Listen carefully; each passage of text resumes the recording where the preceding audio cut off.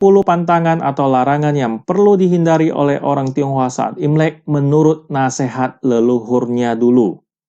Dengan menghindari hal-hal tersebut, mereka percaya akan dijauhi dari penyakit atau nasib buruk selama 1 tahun.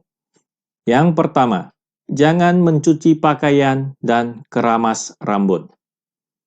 Kita dilarang mencuci pakaian pada hari pertama dan kedua Imlek, karena konon kedua hari ini dirayakan sebagai hari ulang tahun Dewa Air, Sui Shen.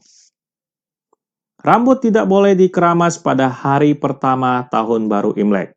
Dalam bahasa Mandarin, kata rambut, fa, memiliki pengucapan dan karakter yang sama dengan kata fa cai, yang bermakna menjadi kaya.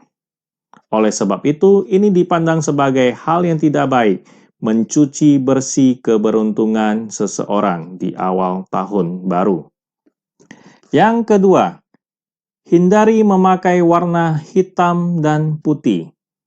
Dalam budaya tradisi Tiongkok, warna hitam dan putih diasosiasikan dengan berduka. Orang biasanya memakai dua warna ini ke pemakaman atau ke rumah sakit. Oleh karena itu, sangat tidak beruntung jika memakai warna hitam atau putih sepanjang bulan di tahun baru Imlek. Namun, warna merah, oranye, kuning, dan ungu dengan senang hati dipadukan selama Imlek. Hal ini dikarenakan warna-warna ini terkait dengan kemakmuran dan kesuksesan luar biasa.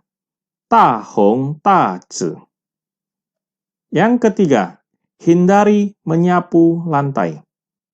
Menyapu pada hari pertama tahun baru Imlek adalah hal yang sangat dilarang, karena Dewa Keberuntungan Cai Sen Ye akan mengunjungi setiap rumah selama tahun baru Imlek, sehingga menyapu lantai melambangkan bahwa Anda sedang menyapu kekayaan yang dibawa oleh Dewa Keberuntungan. Yang keempat, jangan menangis atau bertengkar. Imlek melambangkan start hari pertama. Oleh karena itu, jangan menangis atau bertengkar dengan siapapun, karena hal itu akan membawa kesialan bagi Anda selama 1 tahun. Jika Anda bertengkar dengan keluarga pada hari pertama Imlek, diyakini bahwa rumah tidak akan damai sepanjang 1 tahun.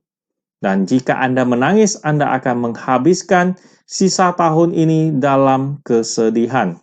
Yang kelima, hindari memberi jam atau sepatu sebagai hadiah. Memberi seseorang jam atau jam tangan itu tidak baik. Hal ini karena istilah memberi jam dalam bahasa Mandarin, songzhong, terdengar sama pengucapannya dengan mengantar ke pemakaman.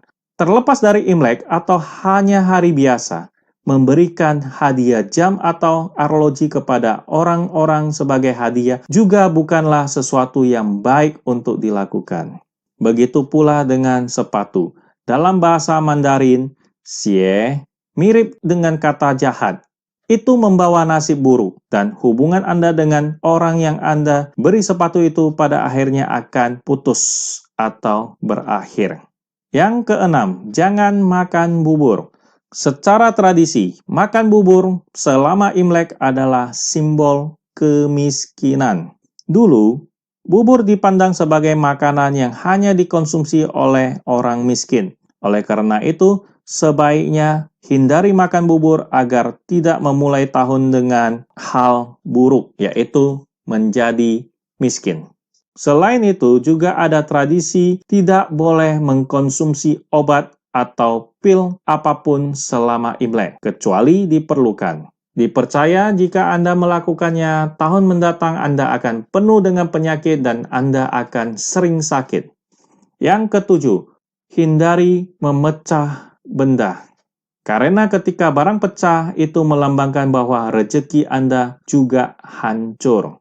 Jika Anda tidak sengaja memecahkan sesuatu selama Imlek, ucapkanlah kata-kata keberuntungan, seperti Sui Sui Ping An, artinya aman dan sehat setiap tahun. Yang kedelapan, bagi anak perempuan, hindari kunjungan ke rumah orang tua pada hari pertama Imlek.